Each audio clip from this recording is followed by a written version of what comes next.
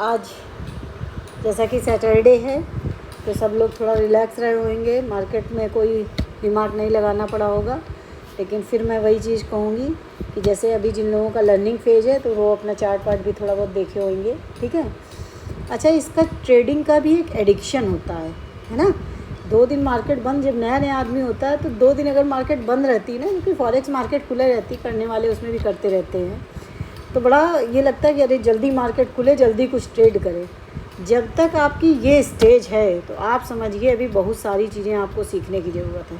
जिस दिन से आपके मन में सैटरडे संडे को लेके ये भाव आ जाएं कि नहीं यार छुट्टी के दिन है, आराम करेंगे, बाकी 5 दिन तो रहते ही हैं उसमें, ठीक है, उस दिन इसका मतलब आपने ट्रेडिंग को एज ए बिज़नेस ले लिया है। क्योंकि लाइफ में हमें सब कुछ करना होता है, ठीक है। तो अभी जब तक हम लोग लर्निंग फेज़ में हैं तब तक हमें इन 2 दिन सीखने पे जोर देना है, ठीक है। और बाकी दिनों से थोड़ा सा रिलैक्स ज़्यादा रहेंगे, है ना। 2 दिन मिलते हैं वीकेंड के। लेकिन जब आप एक बार सीख जाएंगे, जब आपकी अर्निंग शुरू हो जाएगी, ठीक है, तो उसके बाद बहुत अच्छी लाइफ हो जाएगी। ये आप भी अच्छा। और मैं बता दूं आपको, बहुत मेरे हिसाब से भाई वो आप अपनी अपनी मर्ज़ी है, कभी इसके चक्कर में भी ना पड़िए कि नहीं इस दिन भर इसमें करें, फिर फॉरेक्स में करें, फिर कमोडिटी में करें, क्या करेंगे इतना पैसा। एक मार्केट को ही आप समझ लिए अगर, और उससे ही आप जानते हैं कि मार्केट कितनी, मतलब कितना हम लोग इससे कमा सकते हैं। आप ये सोचिए जितना आपने गंवाया है ना, जबकि आप नहीं चाहते हैं, तो जो चीज़ आप चाहेंगे वो कितने गुना ज़्यादा इससे कर सकते हैं, ठीक है। तो मेरे हिसाब से ज़्यादा टेंशन नहीं लेनी चाहिए। एक बार जब सीख गए तो आप ये समझ लीजिए फाइनेंशियली फ्री हो गए आप।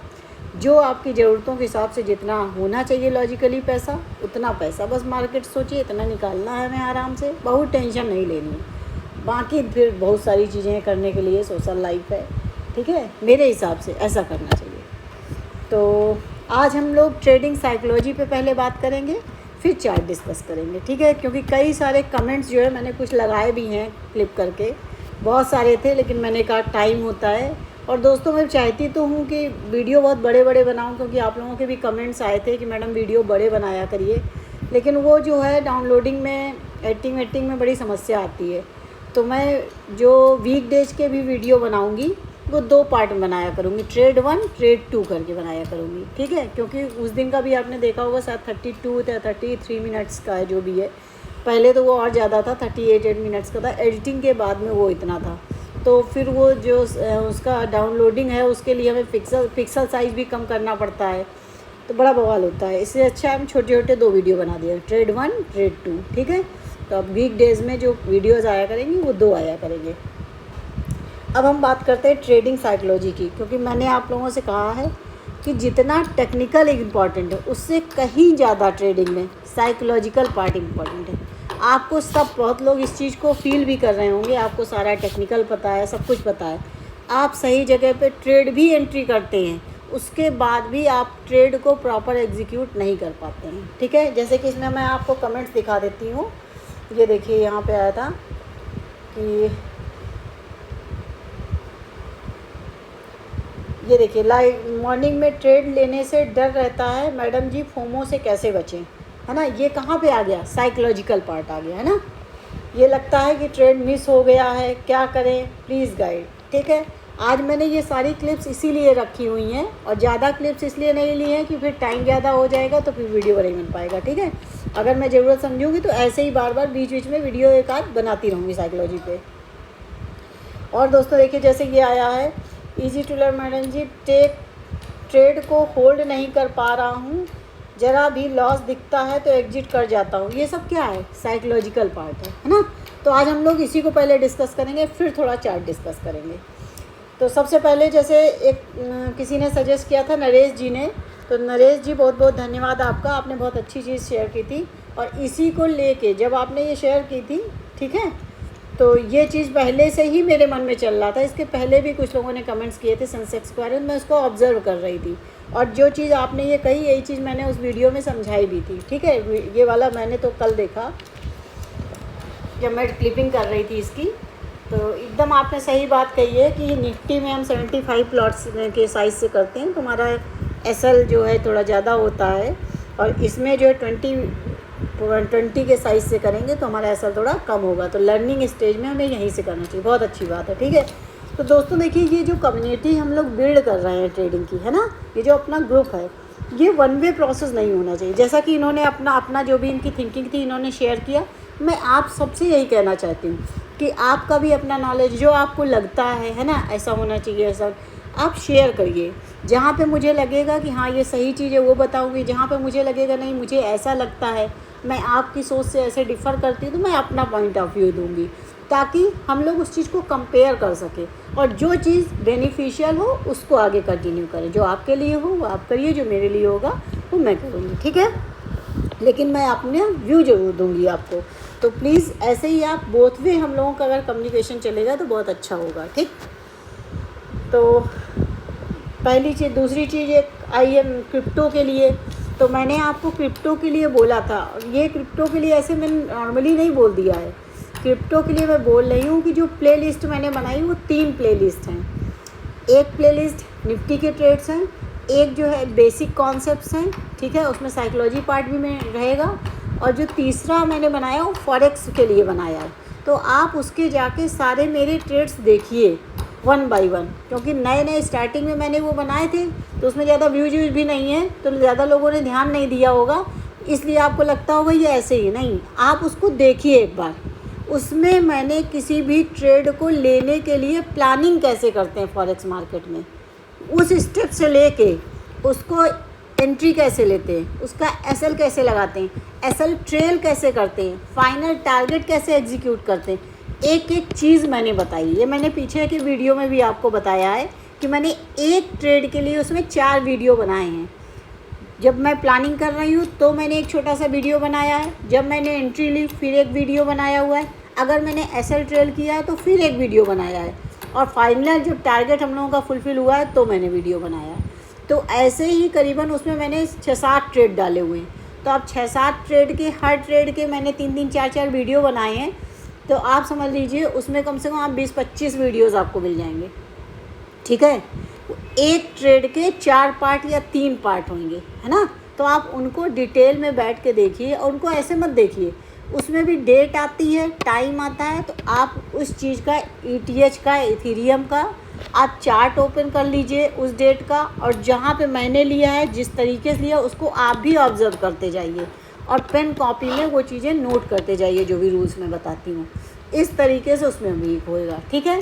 बेसिक वही है, लेकिन उसको हम थोड़ा बड़े टाइम फ्रेम में प्लान करते हैं, उसमें बहुत कम ट्रेड लेते हैं। जो मेरी साइकोलॉजी है उसमें बहुत कम मैं ट्रेड लेती हूँ, और इसलिए मैं बड़े क्यों करती हूँ ऐसा, क्योंकि बड़े टाइम फ्रेम में करती हूँ और फिर उसमें बड़े ट्रेड होल्ड करती हूँ, बड़ा प्रॉफिट लेने की कोशिश करती हूँ, छोटा सा एसएल लेके निकल जाती हूँ, और उसमें कहो 2-3 मेरे एसएल हो जाएं, ठीक है। लेकिन जब मैं एक बढ़िया सा करूँगी, ठीक है, वो एक कहो वो 2-3 के एसएल की जगह वो हमें 10 ट्रेड के बराबर प्रॉफिट दे जाए, तो मेरा एसएल भी निकल आएगा, उससे कई गुना ज़्यादा मेरा प्रॉफिट भी हो जाएगा, ठीक।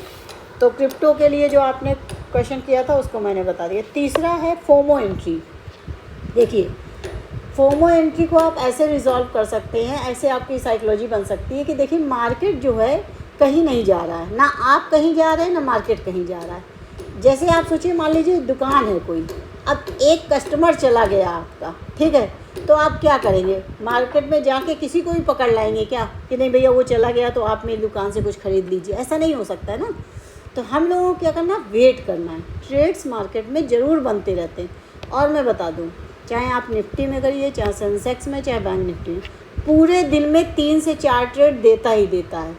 उस दिन की बात अलग है जब मार्केट कभी कभी कंसोलिडेशन जोन में आ जाता है, तो उस दिन छोटी छोटी स्कैल्पिंग देता है, उस दिन हमें 20 पॉइंट के ट्रेड नहीं देगा, ठीक है। निफ्टी की अगर बात करूँ तो उस दिन 10 पॉइंट 12 पॉइंट के ट्रेड देगा। निफ्टी एक दिन जोन में ऐसे ही मूव कर रहा था, उसका भी ट्रेड पड़ा हुआ होगा, ठीक है, उसको भी आप देखिए जाके, ठीक है। आप कहेंगे तो मैं वो लिंक उसमें डाल दूँगी, लेकिन मुझे लगता है थोड़ा काम आपको भी करना चाहिए। निफ्टी का भी 1500 तो पड़े नहीं है वीडियो, ठीक है, टोटल वीडियो ही शायद 52 वीडियोज़ हैं। 52 वीडियो मैंने बता दिया, 10-15 वीडियोज़ तो फॉरेक्स मार्केट के होंगे, 4-5 वीडियोज़ जो होंगे वो बेसिक के होंगे, और ऐसे ही 10-12 जो ट्रेड वो होंगे वीडियोज़ जो होंगे वो निफ्टी वाले होंगे। तो अब 10-12 में तो आप देख ही सकते हैं, है ना। तो उसमें एक दिन जोन में पूरे मार्केट रहा है, और उसमें मैंने स्कैल्पिंग प्लान की है, तो उनको भी आप देख सकते हैं, ठीक है। तो ये मत सोचिए कि निकल जाएगा, निकल जाए। भागती हुई ट्रेन में आपको नहीं चढ़ना है। भागती हुई ट्रेन में चढ़ने की कोशिश करेंगे तो आपके हाथ पैर टूट सकते हैं। ऐसे ही यहाँ पे क्या टूटेगा, आपका मनी। यहाँ पे हर चीज़ की चाहिए। ऑफिस में हम लोग काम करते हैं, कुछ भी गड़बड़ हो गई तो थोड़ी सी डांट सुननी पड़ती है, थोड़ी बातें सुननी पड़ती हैं, हो सकता है थोड़ा सैलरी का भी दिक्कत हो जाए, ज़्यादा बड़ा इशू हो जाए। तो यहाँ पे आप छोटी गलती करें या बड़ी गलती करें, नुकसान आप ही के पैसे का होने वाला है। अब वो नुकसान छोटा होता है कि बड़ा होता है, ये आपकी गलती पे डिपेंड करता है। इसलिए हमें कोई भी गलती नहीं करनी है यहाँ। अगर कोई ट्रेड आपका छूट गया है तो आप वेट करिए, जब अगर मिलेगा तो मिलेगा, नहीं तो आपका कुछ ले नहीं जाएगा ना। हम अगले दिन ट्रेड करेंगे, कहाँ भागा जा रहा है। हमें अपने पैसे को बचा के रखना है, अपने पैसे पे बहुत कम रिस्क लेना, सही जगह पे रिस्क लेना है, ठीक है। गलत जगह पे कभी भी हम अपना पैसा नहीं खर्च करेंगे, ठीक। तो इसका शायद आई होप मैंने आंसर कर दिया होगा फोमो एंट्री का, आपको ये सोचना है। नेक्स्ट है एक कमेंट दोस्तों, इसमें मैं बताना चाहूँगी, ये देखिए मनोज जी का, मनोज जैन जी हैं, ये अच्छे ही कमेंट हमेशा करते हैं। मैंने ऐसा नहीं कि सबका लिया, मैंने इसमें इसलिए इनका कमेंट शामिल किया कि आप सोचिए मैंने जो जो कॉन्सेप्ट बताए, इन्होंने तुरंत एक एक चीज़ को वहाँ पे लिख दिया। ये इन्होंने ऐसे नहीं किया हो कि बस वीडियो एक बार देखा होगा, इन्होंने वीडियो को 2 से 4 बार देखा होगा, या ये पहले से होंगे। इन पॉइंट्स की जगह जब मैंने एक्सप्लेन किया तो इनको भी समझ में आ गया होगा, हाँ ऐसे, तो तुरंत इन्होंने उन चीज़ों को एक्सप्लेन किया। तो मैं इस कमेंट से ये आपको बताना चाहती हूँ कि आप लोग भी अगर अच्छे से सीखना चाहते हैं तो आपको भी इतना ध्यान देना है कि छोटी छोटी वीडियो की बारीकियों पे ध्यान देना है। मैंने कई बार कहा, आप इस चीज़ को बुरा ना मानिएगा कि हम कोई यहाँ मूवी नहीं देख रहे हैं, कोई इंटरटेनमेंट का चैनल नहीं है ये, हम लर्निंग कर रहे हैं, वो भी कितनी बड़ी चीज़ की भाई, जिसको आदमी प्रोफेशन बना जा रहा है, जिस पे आपकी लिवलीहुड डिपेंड करती है, जिस पे आपका फाइनेंस डिपेंड करता है। तो इसको हम लोगों को बहुत सीरियसली लेना है, ठीक है। एक एक चीज़ को हमें देखना है, वीडियो को हमें 1 बार देखना पड़े या 2 बार देखना पड़े या 3 बार देखना पड़े। अभी भी इतने ज़्यादा वीडियो नहीं कि हम लोग देख नहीं सकते, ठीक।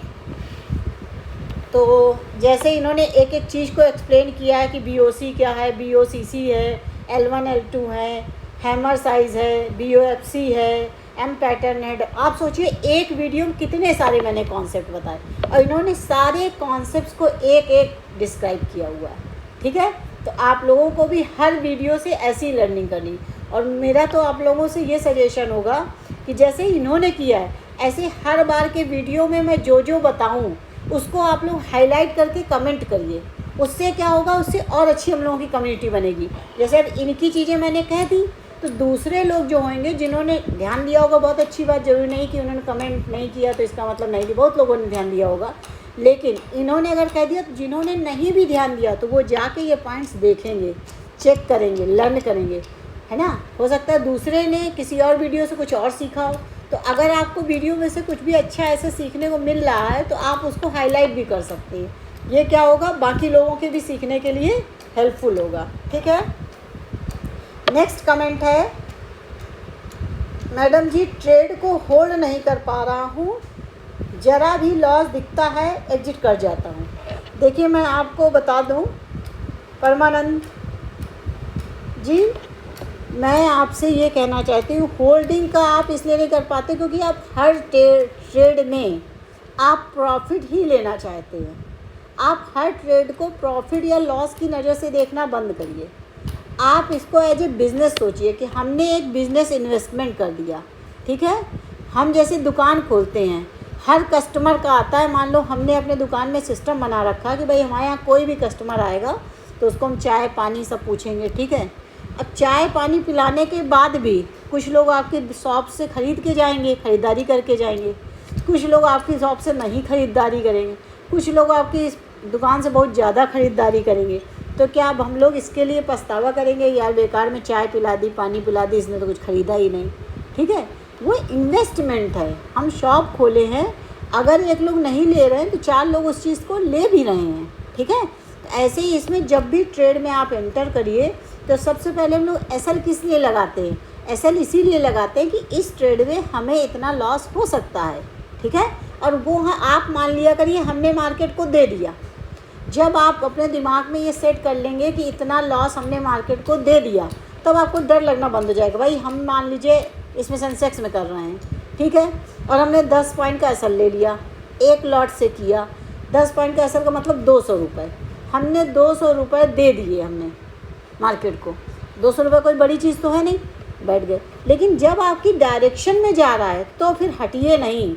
अब 200 रुपये अगर हमने रिस्क में डाले हैं, तो मैं आपसे सेंसेक्स में बता दूं, जो मेरा ऑब्जर्वेशन पिछले 15-20 दिन का रहा कि 200 रुपये के रिस्क से अगर आपने सही जगह पे एंट्री की है तो वो आपको 2000 रुपये भी बना के दे सकता है, क्योंकि सेंसेक्स के लिए 100-200 पॉइंट कुछ भी मूवमेंट नहीं है।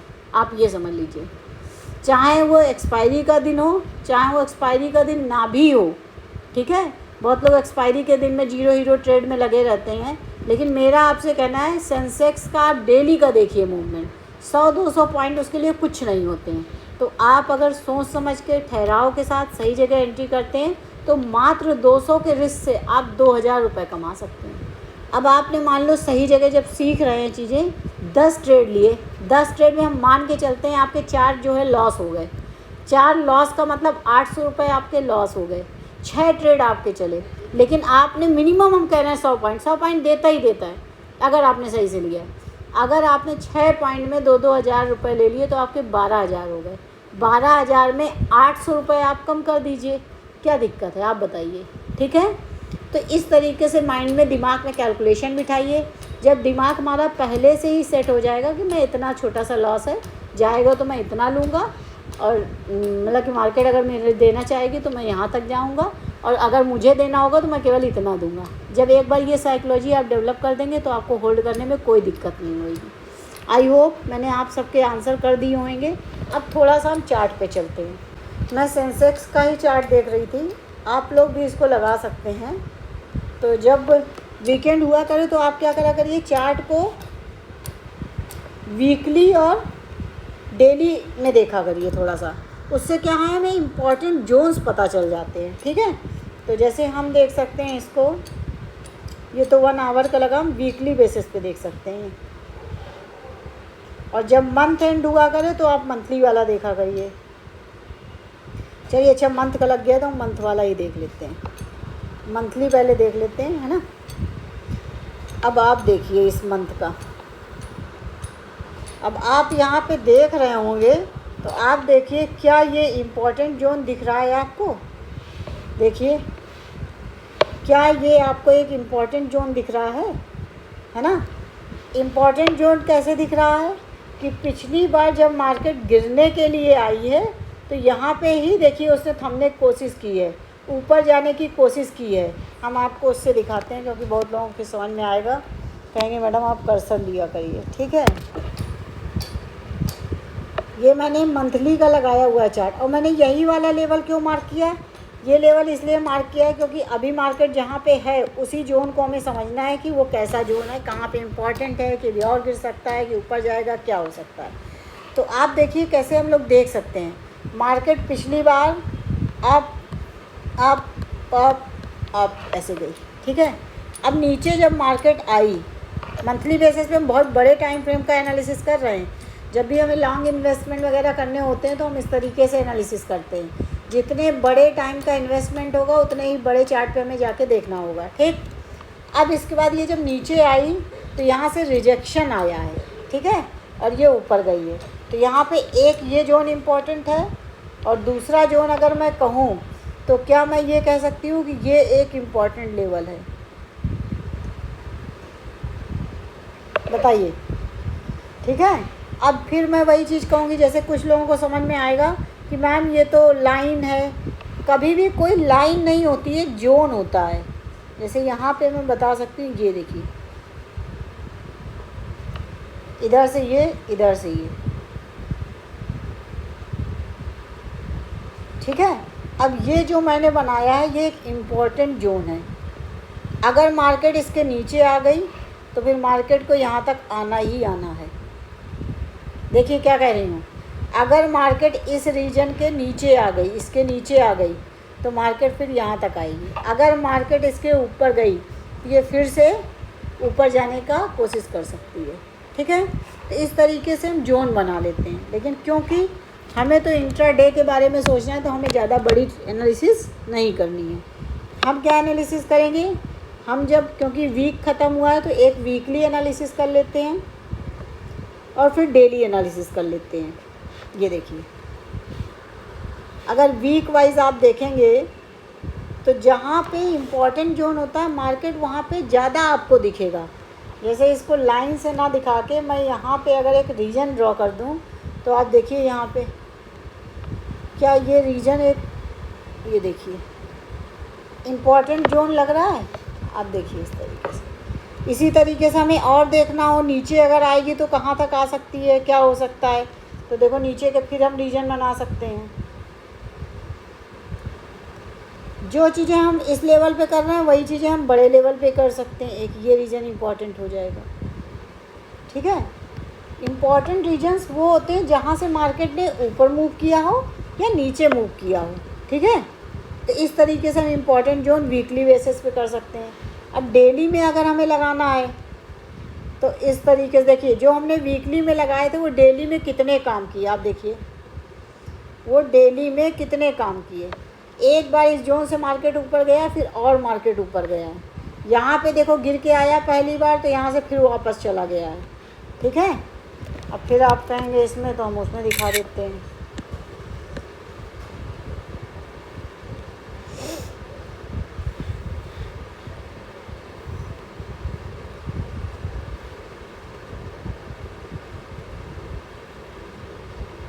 ये देखिए, ये जोन मैंने मंथली में बनाया था, लेकिन आप देखिए यही जोन क्या डेली बेसिस पे, वीकली पे बनाया तो डेली बेसिस पे क्या ये वर्क कर रहा है। ये एक ऐसा जोन है कि पहले भी मार्केट ऊपर जा रही थी, यहाँ पे आई, लेकिन यहीं इसी जोन से फिर वापस पलट गई। यहाँ पे पलट गई मार्केट, नीचे नहीं रुक पाई। नेक्स्ट इसके बाद फिर से मार्केट यहाँ तक आई, फिर मार्केट इसके बाद ऊपर चली गई, फिर मार्केट यहाँ पे आई, फिर ऊपर चली गई। अब ये फिर यहाँ पे आई हुई है। अभी ये नीचे तक यहाँ तक आ सकती है ना, लेकिन अगर इसके नीचे आ गई तो फिर अगला लेवल जो है वो सीधे यहीं नीचे वाला लेवल हो जाएगा। सामने आ रहा है 76,000 का लेवल हो जाएगा।